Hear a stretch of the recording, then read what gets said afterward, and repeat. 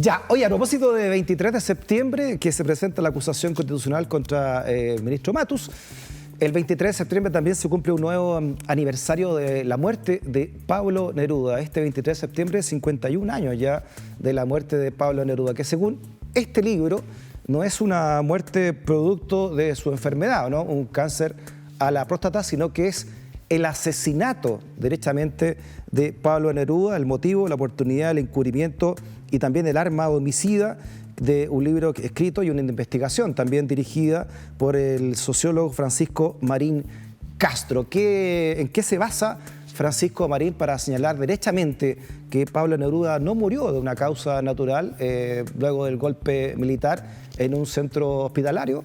No, murió, dice él, asesinado precisamente en ese centro hospitalario. Para hablar de esto, tenemos precisamente acá en el estudio a Francisco Marín.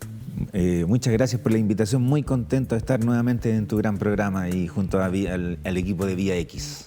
Sí, oye, una investigación con un titular que nos saca de la poética de Neruda, ¿no? Al menos como todos estos años, estos 50 años ya, 51 que se cumplen, sí. Se ha dicho que finalmente Neruda murió prácticamente de causas naturales debido a su enfermedad, ¿no? Y que no fue asesinado, ¿no?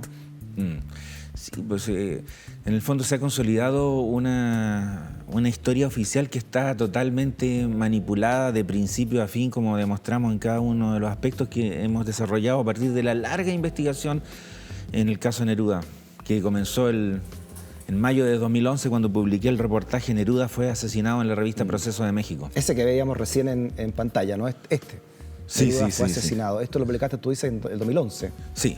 Ya, perfecto. Sí. Pero esto también te llevó, ¿cuánto? Casi una década de investigación, ¿no? Para llegar a este titular, ¿no? No, para llegar a ese titular, ese reportaje, esto pasó así. Me llamó un amigo pescador artesanal de San Antonio, Cosme Caracholo, que me conocía mucho también por la investigación que yo venía desarrollando hace tiempo por la muerte de Salvador Allende. Ajá. Entonces me dice, hola Pancho, ¿sabes qué? Estoy con el chofer de Neruda, Manuel Araya, y dice que al poeta lo mataron. Así me dijo, así, casi textual, que a Neruda lo mataron. Entonces yo... Pero yo sé que el Cosme es muy serio y muy responsable, ha sido pescador, así dirigente de la pesca artesanal, muy importante de los derechos humanos. Entonces, bueno, ¿estás seguro? Le dije, Cosme, que él es chofer de Neruda y que es una persona... Sí, ya, vente para acá y lo entrevista. Y eso fue el viernes de la Semana Santa de 2011, a fines de abril, y el domingo lo entrevisté y ahí me dio una entrevista, pero increíble, que en el fondo... cambió la historia del caso Neruda, porque todo lo que se señala en ese reportaje ahora forma parte de lo establecido. Pero yo hablé con mi editor, bueno, revisé los antecedentes, confirmé que era Manuel Araya, el chofer de Neruda, qué sé yo, y dijo, ya, vamos con la versión del chofer de Neruda. Por eso ahí sale en el titular las comillas. ¿Cuál es la versión oficial hasta el momento, ¿no? de Neruda? O antes, al menos que tú que sacaras este titular. Neruda estaba para el golpe en su casa de Isla Negra. Sí. Y él arrastraba, supuestamente, ¿no? un cáncer de próstata, ¿no? Sí. Que lo habría hecho ingresar a un recinto hospitalario. Ya, esa es como la versión como por eso te estoy diciendo, la versión sí. que no está de acuerdo a tu investigación propia y que en esas circunstancias, mientras era tratado por este cáncer, él fallece el 23 de septiembre, es decir, no sé, 10 días más o menos después del golpe, ¿no? Claro, en el fondo... Bueno, primero decir que a mí siempre me llamó la atención, cuando era niño, así, me llamó la atención de que cómo justo Neruda muere 12 días después del golpe. Se decía que había muerto por la pena. Entonces era como una cosa tan rara para mí que la gente muriera de pena. Pero entonces la versión oficial dice esto, básicamente que Neruda estaba muy grave de su cáncer de próstata y por eso deja la embajada de Francia a fines del año 1972 para retirarse a sus cuarteles de invierno en Isla Negra y prácticamente esperar la muerte. Entonces, después del golpe, con la pena de la muerte del presidente Allende, se le deteriora el estado, sumado a alguna empanada que se comió para el 18, se deteriora su estado de salud y parte de urgencia a la clínica Santa María, en la cual muere 4 días después. Algunos dijeron murió de pena. De pena, se decía eso, ¿no? Sí. Por eso te decía que era una visión más poética de la muerte en ese sentido, ¿no? De Pablo Neruda, ¿no? Sí. Oye, veamos una gráfica que traes tú en tu libro, donde también te cuestionas sobre esto después de tu investigación. Sí. Dices tú, Pancho, habiendo demostrado la presencia de botulinum endógeno, Sí. ¿no? Y sabiendo que una concentración de 1 a 3 nanogramos es bastante para provocar la muerte de un individuo previamente sano, en definitiva, solo se puede confirmar que necesariamente hubo intervención de terceros para suministrar el Clostridium botulinum a Pablo Neruda, que es lo que este medicamento, ¿no? O cómo llamarlo, ¿no? Sí. Lo que pasa es que, en el fondo, eso es la conclusión principal. Lo que tú leíste es la conclusión principal que hace la perito revisora de la doctora en Ingeniería Genética y Microbiología y postdoctorada en el Instituto Max Planck de Alemania, la doctora María Paz Weishar. Entonces ella revisó digamos, el trabajo de los laboratorios de ADN antiguo de la Universidad de McMaster en Canadá y de la Universidad de Copenhague, que fueron los que analizaron, los principales laboratorios que analizaron y que formaron parte del panel de expertos del caso Neruda proteómico-genómico. Entonces, fruto del análisis de este resultado, y esto es una de las cosas más importantes de este libro, ella concluye que necesariamente hubo intervención de terceros para suministrar el Clostridium botulinum. Háblame de esta foto, Francisco, que es este panel de expertos, ¿no? de este caso de Pablo Neruda. Ya. Este es el panel de expertos de 2017. ¿Ya? El 2017, este panel muy importante, que forma parte del trabajo que ahora terminó en 2023. Y ahí está en los micrófonos la doctora Poinar al centro, a su derecha el doctor Aurelio Luna, médico legista de la Universidad de Murcia, experto en genética, o sea, experto proteómico.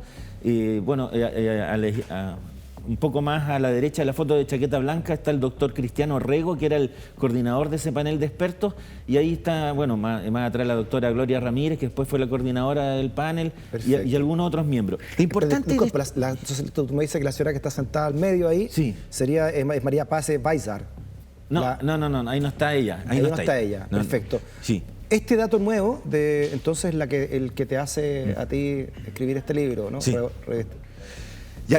Lo que pasa es que en este panel dice, en este libro viene todo el caso Neruda y viene todos los informes del panel de expertos 2023.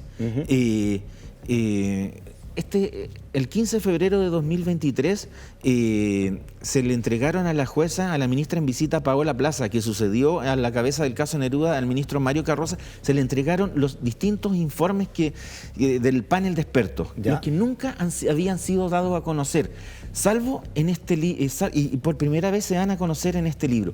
Había inquietud mundial, habían decenas de medios de todo el mundo esperando los resultados, pero nunca se dieron a conocer porque la ministra dijo que era necesario que fueran analizados por ella en primer lugar, que había que sopesar los antecedentes. Entonces, acá lo que se hace, ella es la ministra Paola Plaza, acá lo que se hace es sopesar, explicar por qué de partida no hay un solo informe del panel de expertos. Hay varios informes del panel de expertos, acá nosotros los mencionamos todos, y lo más importante, junto con dar a conocer este informe de la perito revisora en que dice que hubo intervención de terceros para suministrar el Clostridium botulinum de la cepa Alaska E43 encontrado en una zona estéril del molar de Neruda, en una zona que no fue contaminada exteriormente, una cepa que es considerada un arma biológica. Eso es lo que se le encuentra y que se comprobó a lo largo de la investigación que esta bacteria la adquirió el cuerpo de Neruda estando vivo, no estando muerto, y que es absolutamente antinatural que esté en esa parte de su cuerpo, porque, la doctora Weishar dice que hubo intervención de terceros en su informe del panel de expertos, pero lo que pasó ahí fue que el mismo 15 de febrero como no hubo una lectura de una conclusión final, porque tampoco hubo un solo documento de conclusión final. Disculpa, ¿el panel de expertos nos sacó una conclusión final? No, este es el tema que es muy importante, que se revela acá en el libro y en nuestra investigación. Hay 5 informes y no hay un resumen final del panel, por distintas razones que sería un poco largo explicar, pero tal vez por impericia del tribunal, tal vez por los incendios que hubo el 3 de febrero del 2023 que impidieron que se hiciera la reunión de cierre del panel que estaba programada para ese día, pero el panel se reunía entre el 26 de enero y el 3 de febrero. ¿Ya?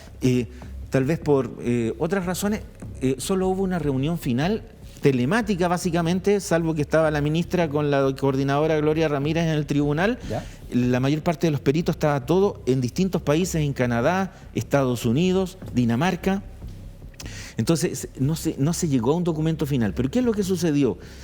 Que el mismo 15 de febrero el New York Times da a conocer que tuvo acceso al resumen del panel, y eso es una irregularidad, pero muy grande del caso Neruda, que en el fondo es un resumen que preparó uno solo de los peritos. Y que tú dices que no es científico, es un matemático, básicamente, ¿no? Claro, es el perito matemático Charles Brenner, que formaba parte del panel. Nosotros... Disculpa, déjame leer parte de esto que dice ahí, que los científicos encontraron en el cuerpo de Neruda un tipo de bacteria potencialmente tóxica que de manera natural no debería estar allí, y confirmaron que estaba en su organismo cuando murió, pero no pudieron determinar mucho más. Señala esta publicación, que de todas maneras tiene una pregunta, no tiene ninguna afirmación. Dice: Pablo Neruda fue asesinado, se pregunta el artículo, ¿no? Claro. En el fondo esa publicación, tomando este resumen ejecutivo, desvirtúa las conclusiones del caso Neruda, del trabajo del panel de expertos.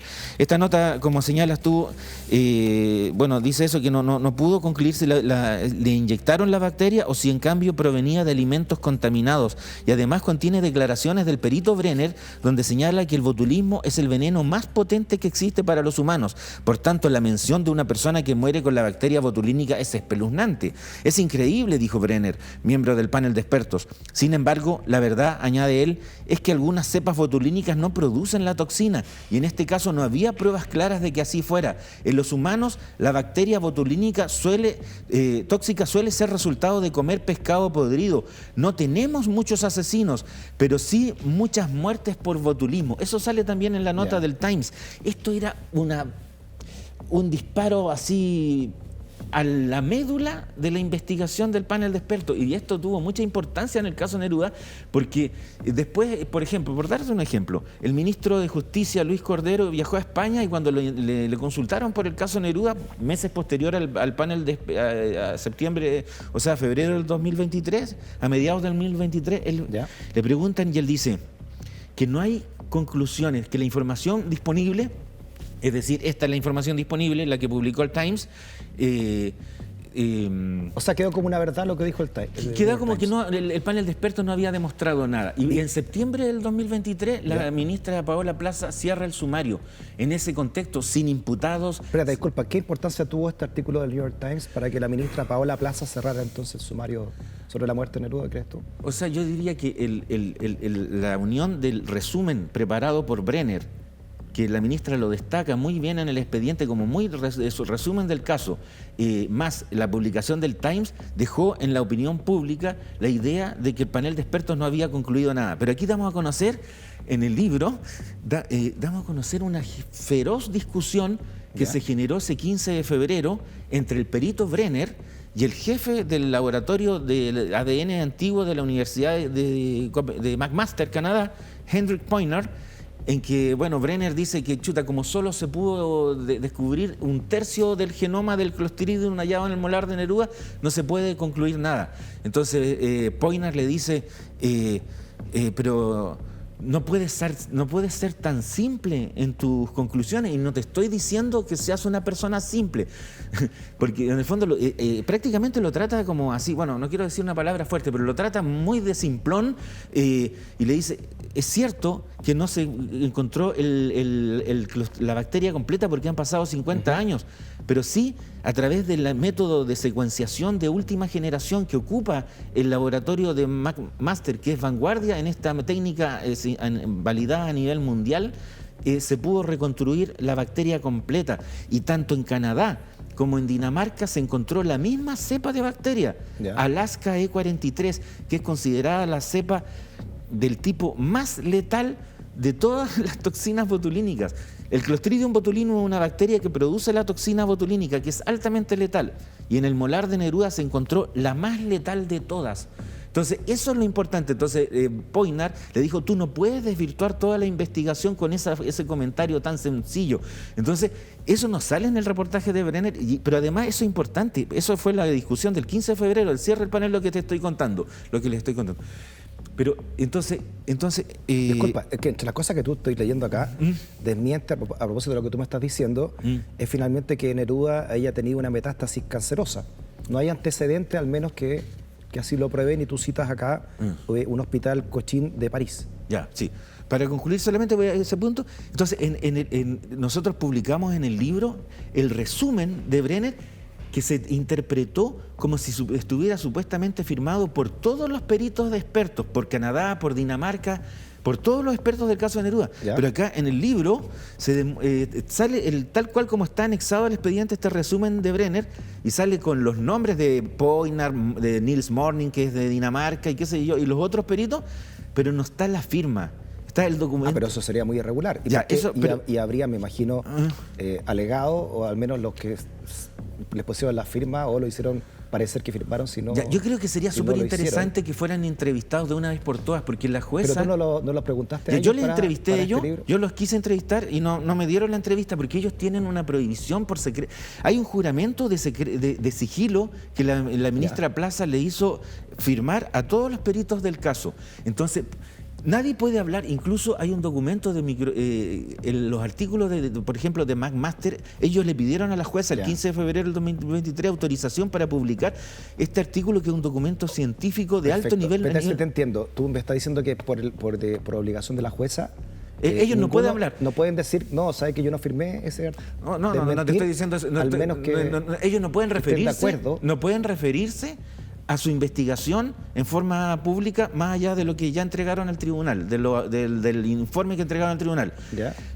Pero eso, entonces ellos le pidieron a la jueza la autorización para poder publicar este artículo científico con las conclusiones, con el trabajo, y la jueza le dijo que de acuerdo al Código de Procedimiento Penal, ustedes no pueden informar. Entonces la ciencia mundial ni la opinión pública mundial ha podido conocer estos informes. Por eso es importante que ahora... Después con la historia sabríamos, ¿no?, que la DINA tenía químicos, entre ellos Berríos, ¿no?, quizá el más tristemente célebre de todos ellos, ¿no?, que inyectaban este tipo de toxinas para asesinar adversarios de la dictadura. ¿Qué pasó con Neruda entonces? ¿Cuál es tu hipótesis respecto de esto? ¿Por qué habría sido asesinado Neruda? En esas circunstancias. Tomando esto y la anterior pregunta tuya, en el fondo nosotros en el trabajo, en todos los años que he publicado reportajes en el caso de Proceso, en el libro, todos demostramos que Neruda no tenía metástasis cancerosa. En el hospital Cochin de París se hizo 3 internaciones y él ninguna de ellas era por cáncer, como la historia oficial señalaba. Una era por úlcera gastroduodenal, o la otra era por una dispepsia y otra era por una eritrocitosis, problemas al estómago, pero ninguna era por cáncer, entonces por metástasis. Entonces, y hay montones de pruebas que evidencian que Neruda no tenía metástasis cancerosa. Una radiografía de la pelvis realizada en el laboratorio de Raúl Bulnes en diciembre del 72, un examen a la fosfatasa ácida en junio del 73. Las fosfatasas ácidas se alteran cuando hay metástasis cancerosa, las de Neruda están completamente normales.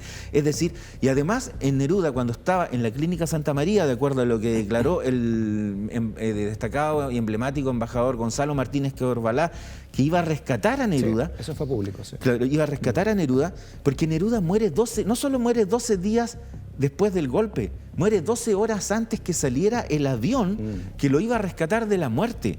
Exacto. Lo iba a rescatar. Que llegó el 23 y al 24, ¿no? Algo así. O si partía el 24 de vuelta, según las crónicas de la época. Llegó el 19, claro. Llegó el 19 y Neruda tenía que partir el 22. El 22, y el embajador lo fue a buscar el 22, pero Neruda le dijo: No, me voy hoy día. Y a lo mejor, ¿cuándo se va don Pablo? El lunes 24. Entonces ahí fue el error de Neruda, porque si a lo mejor se hubiera ido el 20... se iba el 22 y el 24... mira, porque yo tenía la historia de que el 24 volvía Neruda, iba a tomar el avión, precisamente un día antes de su muerte. Sí, o sea... Él quiso postergar, el que primero era el 22 y después el 24. Mira, veamos una gráfica entonces de lo que trae tu libro respecto de esto. Ya. El día 23, el avión enviado por el presidente de México esperaba en la losa del aeropuerto con salida programada para el lunes 24 a las 10 de la mañana, ¿no? Solo faltaba recoger algunas cosas de Isla Negra que Neruda quería llevarse. Y a las 4 de la tarde, una empleada de la hostería Santa Elena llegó agitada diciendo que Neruda había llamado pidiendo que volvieran a Santiago de inmediato. Neruda le dijo que un doctor le había puesto una inyección en el abdomen y se sentía muy mal. Extraño esto, ¿no? Una inyección en el abdomen. O sea, Neruda estaba súper bien. Neruda tenía una infección urinaria, tenía una flebitis, pero no iba a morir de eso en pocas horas. Estaba bien. Él estaba redactando sus memorias, como dice el embajador Martínez Corbalá y otros testimonios. Todos los días a la Clínica Santa María iba Homero Arce, el secretario de Neruda, encargado de sus memorias, que posteriormente sería asesinado en un crimen que tampoco nunca ha sido castigado ni investigado por la justicia. Bueno, ese es otro tema, pero es el mismo tema también. Entonces, Neruda estaba bien, el embajador sueco también emite un informe que lo vio bien, qué sé yo, estaba listo, estaba preparado. Si no hubiera estado mal, no hubiera estado en un departamento de la clínica, hubiera estado en una sala de cuidados intensivos o en la UTI que también tenía la clínica. No, estaba en un departamento con baño, con sala de estar, escribiendo sus memorias, tranquilo, esperando el vuelo. Francisco, ¿cuál es la reflexión entonces que tú intentas con tu libro, ¿no? Con esta verdad, ¿no? Que tú, según tu investigación, que Neruda finalmente es asesinado. Sí, en el fondo, tú cuando tienes una coincidencia, puede ser una coincidencia, o sea, puede ser que Neruda justo murió 12 días después del golpe. Puedes tener dos coincidencias, justo murió 12 horas antes que saliera el avión que lo iba a rescatar de la muerte. Pero ya cuando a eso le sumas que él estaba bien de salud, le ponen una inyección en una zona absolutamente irregular como es el abdomen, se empeora repentinamente, no lo trasladan a la unidad de cuidados intensivos que había en la Clínica Santa María y lo dejan morir en la clínica. Además, el chofer que estaba a cargo de él, el asistente Manuel Araya, que fue el que yo entrevisté y cuya entrevista dio origen al caso de Neruda, es secuestrado el mismo día, o sea, cuando él llega de clínicas de Isla Negra a la Clínica Santa María, después de que Neruda les avisara telefónicamente a Isla Negra que le habían puesto una inyección y que se sentía mal, van a toda velocidad Matilde con Manuel Araya, que estaban en Isla Negra recogiendo cosas para el viaje a México. Van a toda velocidad y encuentran a Neruda mal y le dicen a Manuel Araya, oye, pucha, necesitamos salvarle la vida con un remedio que no tenemos en la clínica. ¿Pero cómo no lo tiene? Estamos pagando mucho dinero. Sí, pero no lo tenemos, necesitamos que alguien lo vaya a comprar. Puedes ir tú, así, anda tú ya. Y fue, y lo interceptan, lo secuestran, le ponen un balazo en una pierna y llega al Estadio Nacional, y en el Estadio Nacional lo inscriben como Manuel Araya Osorio, chofer de Pablo Neruda. Es decir, tenemos... Ya sabían que era... O sea, y a eso súmale que Neruda era la persona no solo más importante viva en Chile, muerto Salvador Allende, que podía encabezar un gobierno en el exilio. Súmale a eso que era quizás el intelectual de izquierda más importante a nivel internacional, que venía siendo seguido por la CIA, que había hecho una campaña para intentar que Neruda no recibiera el premio Nobel en 1963, y hay un libro muy claro en ese sentido, que es La CIA y la Guerra Fría Cultural, de la historiadora británica Frances Saunders, que habla de este tema. Entonces, Neruda estaba siendo perseguido por la inteligencia brasileña cada paso. Entonces, hay un cúmulo de antecedentes increíble. Francisco, nos quedan un par de minutos, pero quiero saber primero, Darío, ¿quién es Darío Pinto Miranda? Ya. Bueno, en el fondo, a lo largo de la investigación, nosotros descubrimos muchas cosas. Descubrimos el interventor del bacteriológico, Instituto Bacteriológico, donde se fabrican bacterias, o sea, se cuidan las cepas, se fabrican vacunas. Es clave en este tema, porque ¿de dónde salió la toxina botulínica o el Clostridium botulinum que fue asesinado a Neruda? Entonces, el bacteriológico, ahí había Clostridium botulinum, ahí había toxina botulínica, y en el libro descubrimos que la persona encargada, o sea, en la investigación, la persona encargada de cuidar bajo 7 llaves, digámoslo así, esta cepa de Clostridium y de toxina era el doctor Darío Pinto Miranda, que venía siendo investigado por la inteligencia brasileña desde antes del golpe por sus capacidades científicas. Esto como el chiste de se lo llevaron los rusos, los brasileños del Instituto Butantan, que es líder en este tema, pero que participó en la guerra química de Pinochet. De hecho, del Butantan salieron la toxina botulínica con que en 1981 fueron envenenados los presos de la cárcel pública de Santiago. Ahí querían envenenar a un miliciano, el Ronco, ¿sí? Bueno, entonces Darío Pinto Miranda estaba a cargo de la toxina del Clostridium, de acuerdo a lo que los expedientes que yo descubrí en otros expedientes judiciales de la cárcel pública, y después fue premiado en el Instituto Butantan de Brasil. Entonces, es una persona que debería... ¿Habría sido el proveedor entonces de esta toxina? No sabemos, pero sí debería ser interrogado, porque sabemos que él custodiaba que había Clostridium, que había toxina, que la custodiaba el doctor Pinto Miranda y que después se fue a Butantan.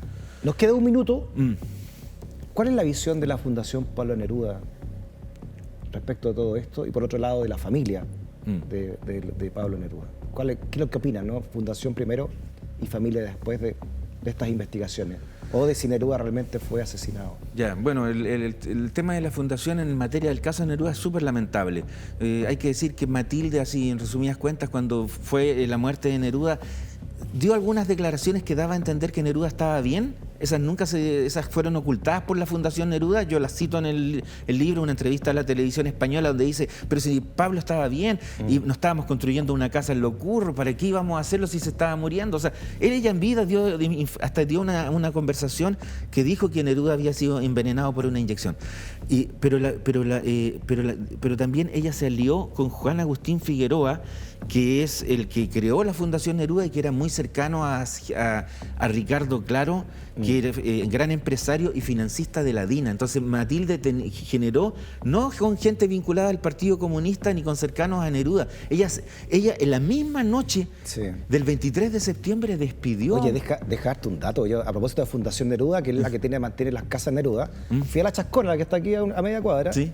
Recuerdo, haría hace un par de años, o no, un poco más, quizás más, ¿no?